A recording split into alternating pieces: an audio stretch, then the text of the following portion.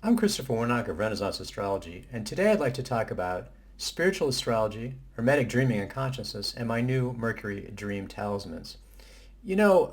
Spiritual astrology, I think sometimes there's a bit of a disconnect.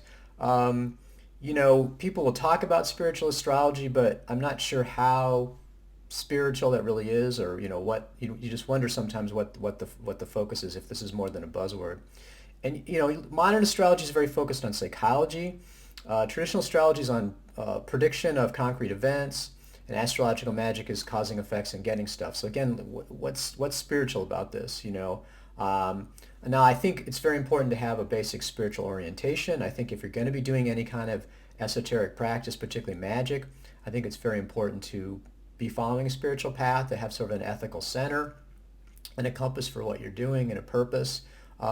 If you don't have a conscious sort of spiritual path, then you have an unconscious one. And a lot of times what that is the sort of self-indulgence, or it ends. The modern view is materialistic and nihilistic. So it's basically, I can do whatever I want as long as I don't get caught, and seize the day, have whatever pleasure I want. Now that's not a very spiritual approach, I don't think. So I think one of the most useful things we can look at, and certainly it's something it's easier for us as moderns to kind of get a handle on, is the whole concept or the whole reality really of consciousness, and then dreaming, which is sort of a subset of type of consciousness. So if we look at Buddhism, the modern non-dual approach, non-dual tantra. These are all approaches that look at the real essence of reality as being consciousness.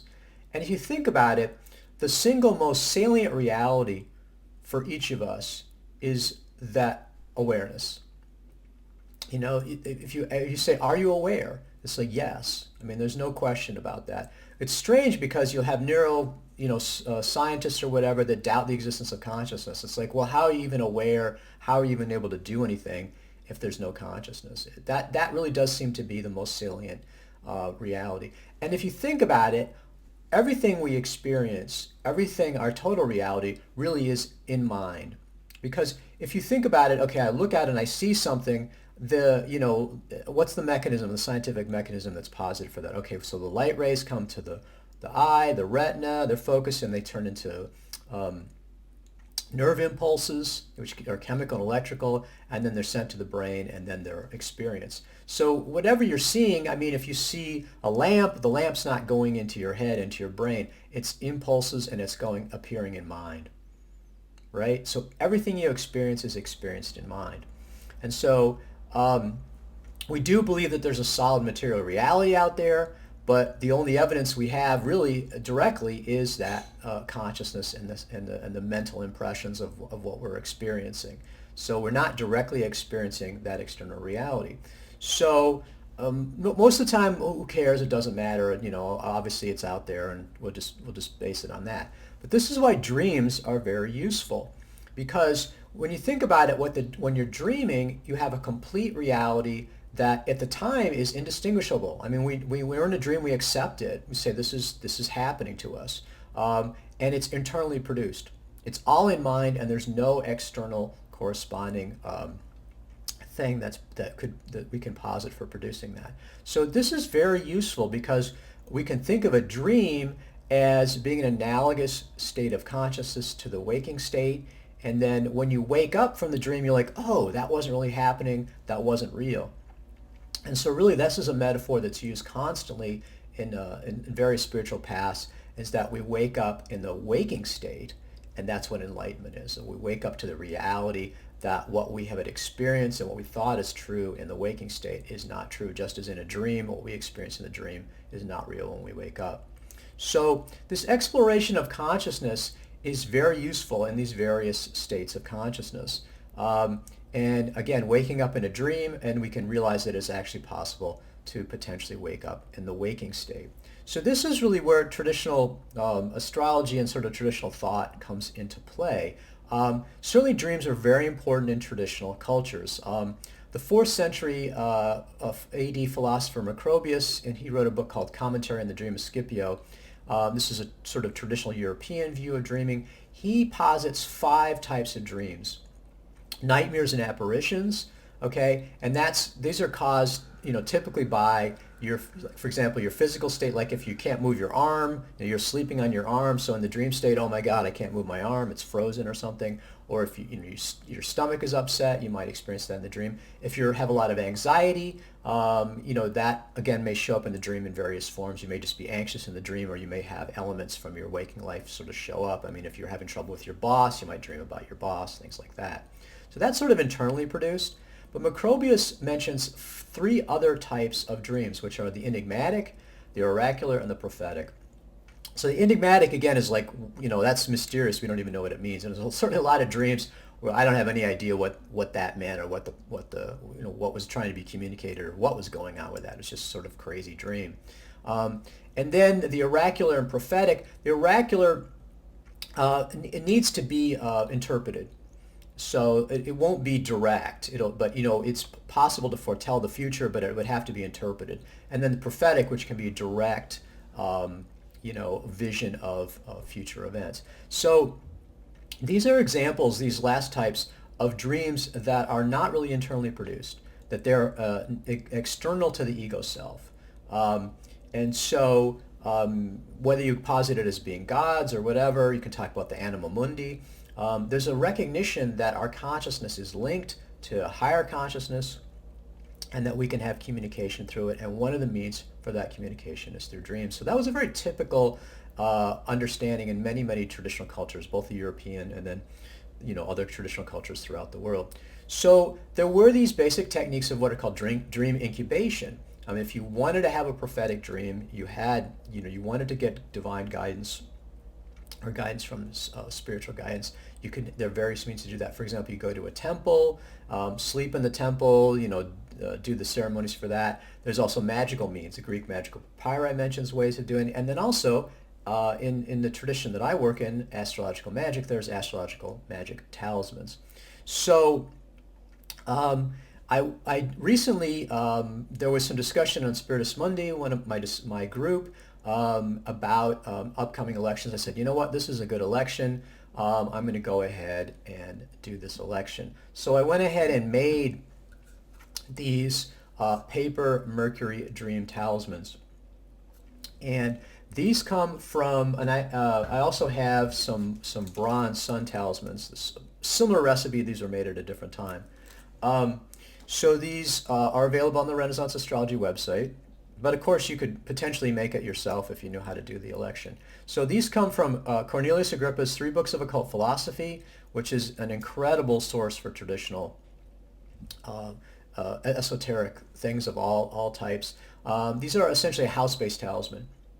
So rather than being based on the natural rulership of the planets, they're house-based. So the basic recipe is to have the ruler of the ascendant in the 9th house, which is the house of dreams and prophecy.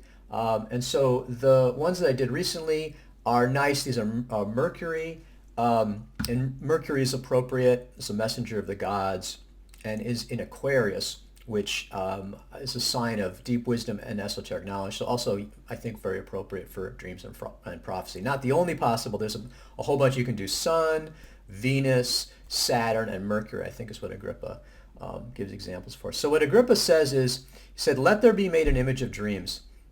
You're supposed to put it under your head. I mean, that's not absolutely necessary. It would probably be a little uncomfortable with the paper ones that I made. You could do it, put it under the bed, but I made these basically to put on the altar. If you put, he says, the talisman will make you dream true dreams concerning anything of which you formerly deliberated of.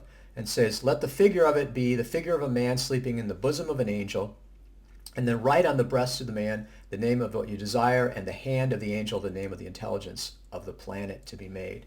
So we filed that. Basically, you can see here right under the hand there, it says Tyriel, which is the name of the intelligence of Mercury, and then we've got the goal here right on the front of the talisman. These are kind of interesting. You can see on the back here. What I've done is I was inspired by Japanese Onmyodo and Chinese Taoist talismans, which they do calligraphy style talismans, and then they typically have these stamps that they'll use. So that's what I followed. And you can see we've got Gemini here and then Aquarius, and then you've got the intelligence of Mercury and then the goals, and then I've stamped that with the image of the angel carrying the man, and then they've got the sigils of Mercury from Picatrix that are stamped over the signs there. So, and then at the bottom, I've signed it with my initials there, and this is a limited edition of 8. So cool, and they're in this sort of a holder. These are nice, and I have these typically on my altar. Is where I would keep those talismans. And then I'll mention the same image with the angel carrying the man, and this again is in bronze and is a sun talisman again for lucid and prophetic dreams. So that's kind of what I added into this. I mean, Agrippa talks about being true dreams, so he's focusing on the prophetic dreams. But my focus here is a lucid dreaming. I think it's useful for moderns. And it's interesting because the day after, or rather the night after I made these Mercury talismans, I indeed had a lucid dream.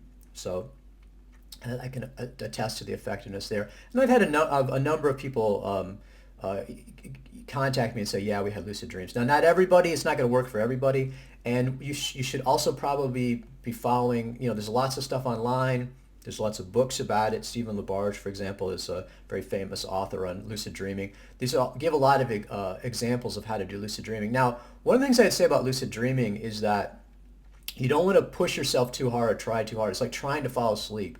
And essentially the technique that I used that it's one of many, but was effective for me, was during the day, I would just keep asking myself, am I dreaming?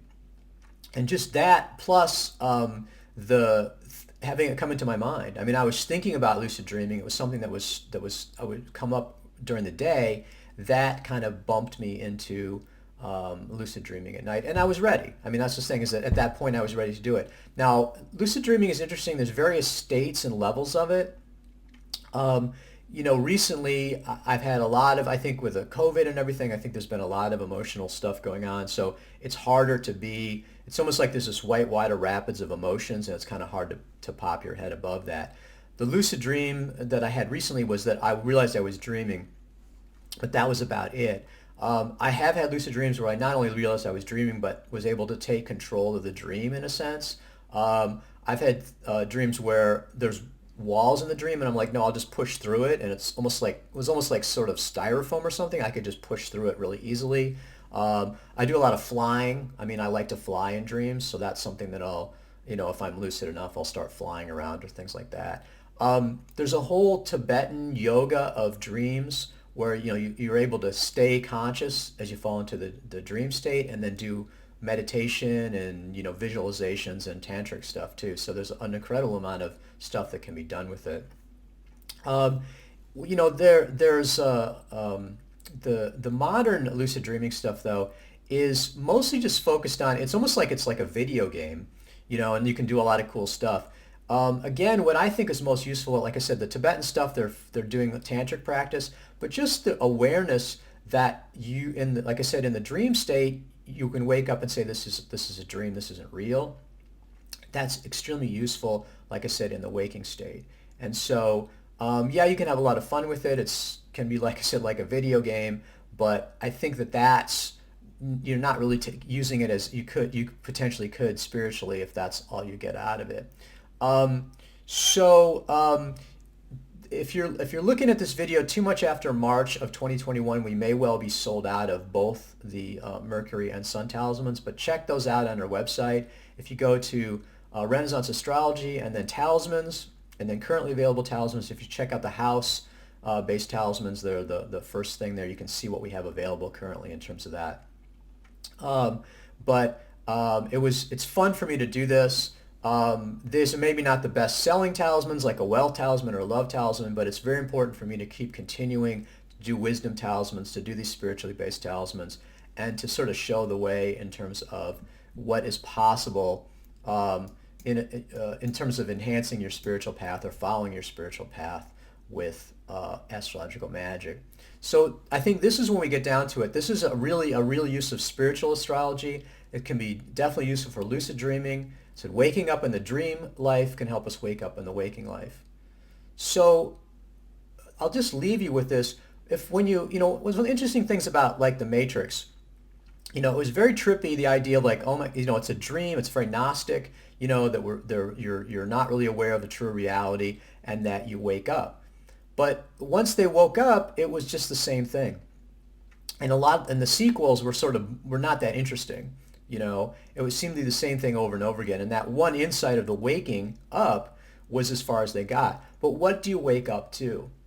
And so in the Buddhist path, what's pointed to is what you wake up to is for the unity of all things, to compassion and wisdom, but in particular, you wake up to the reality that the self is illusory. So if you wake up, there's no more you. Now that seems almost absurd or ridiculous to us, because that's our most basic reality, is that I exist. But really, let's talk about the awareness. Is said, who's aware? Really, there's ultimately just awareness.